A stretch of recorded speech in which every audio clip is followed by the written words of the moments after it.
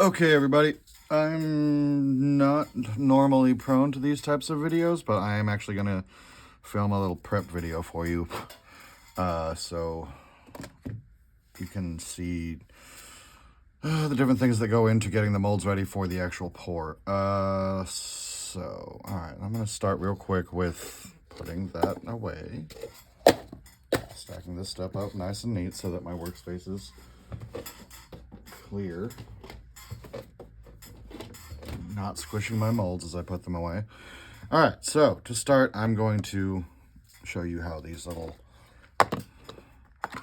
hole savers work. So you just, am I sending? Yeah, okay. All right, so you just grab them with the tweezers, put it on the base of the mold, and they stick in place. The bottom has a tiny little suction cup going on. Get off there. Sorry, that one fell on the ground and is now covered in workshop debris. Okay, and then just repeat. Okay, those look good. And they just fell over.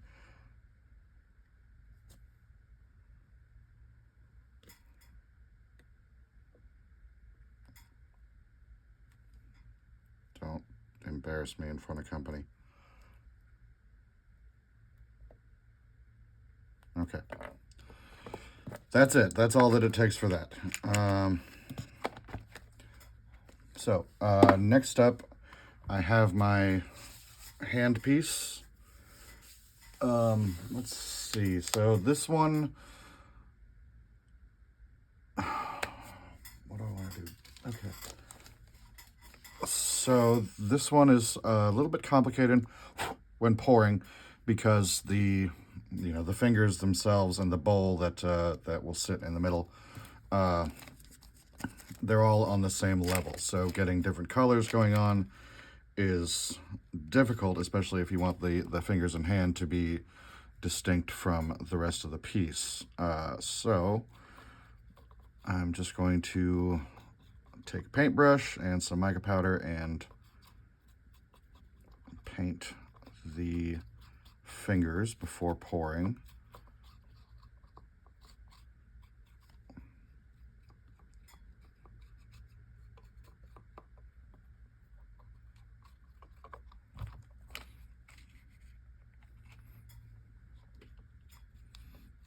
So the wrist of this piece that I already poured yesterday is white mixed with a little bit of other color streaks. So I'm just continuing that with the fingers, or at least doing them in white.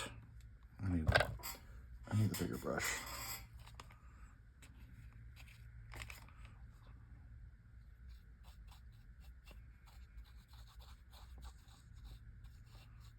That way I can pour the bowl of this piece, which is in fact a skull cap,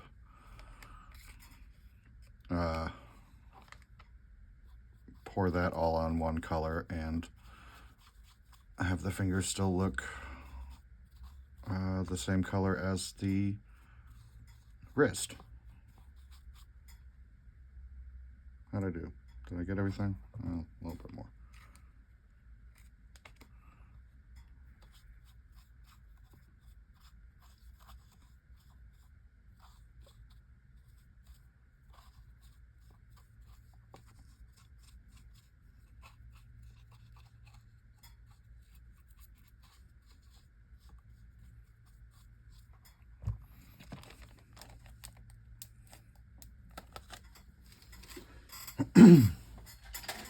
Okay, now before I do anything with that piece, I'm going to take a little towel with alcohol on it and just wipe around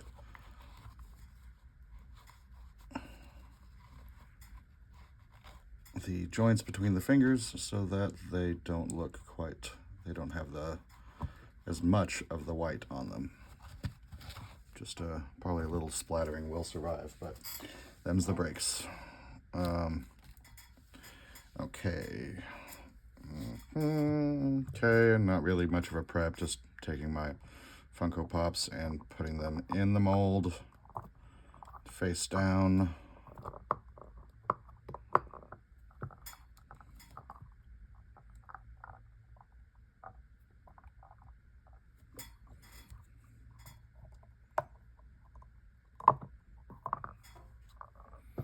All right, and now for these guys. Okay, so I have my new these things. Let's see. One of them has the yellow jacket already in there, and then the other one is just a normal dandelion orb. So I'm going to do one of them with this cool little Halloween themed vine, and then I have a bunch of, I went by Michael's the other day, grabbed a bunch of stuff that was, on sale. They have their Halloween selection up already, which is heavily discounted since it's July right now. And then they also had like some of their summer stuff, summer terrarium and garden stuff on sale as well. So I just grabbed anything from the on sale shelving, and that's what we're doing over here. So this one is going to be very kind of spooky.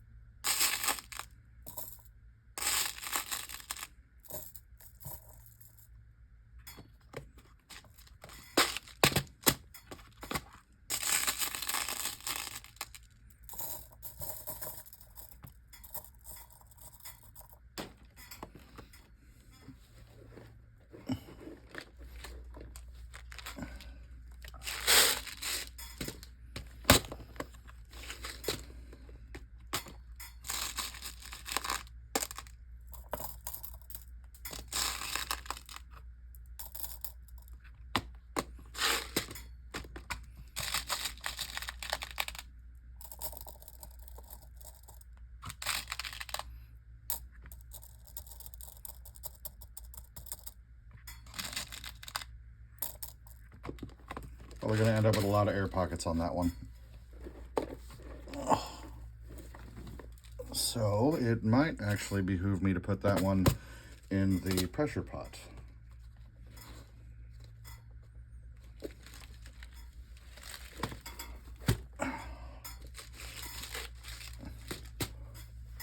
I might actually put both of these in the pressure pot just to be safe. Okay, so for the other one, let's see.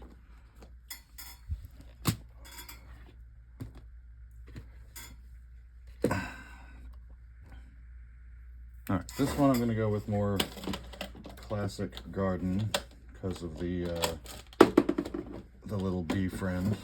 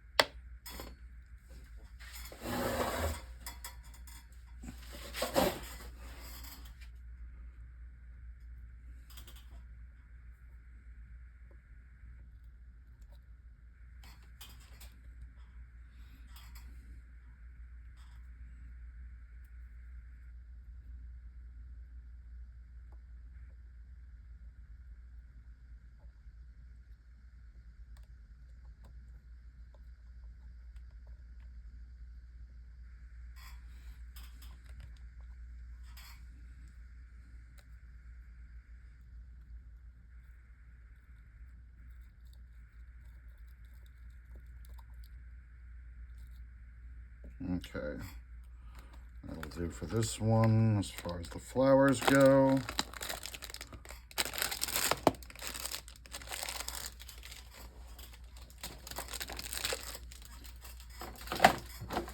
However, I am going to scatter some of this stuff in there.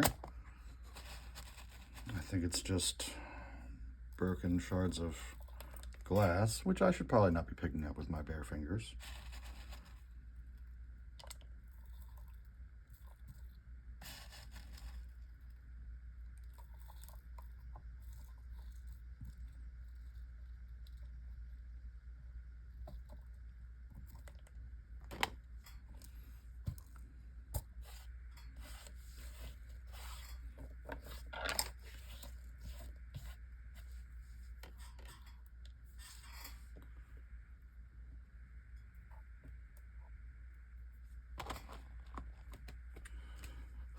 And then I'm just going to throw in a little bit of this ripped up moss. Tuck that in there along the backside. Because who doesn't love a mossy backside?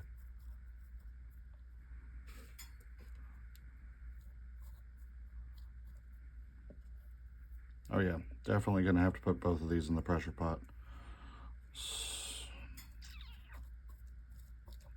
And almost definitely going to have to put a final layer on to hold everything in place and make sure I have nothing above the surface. Okay, so prep. I think I'm ready to go, so I'm going to go mix up my resin, and I'll be back in a bit.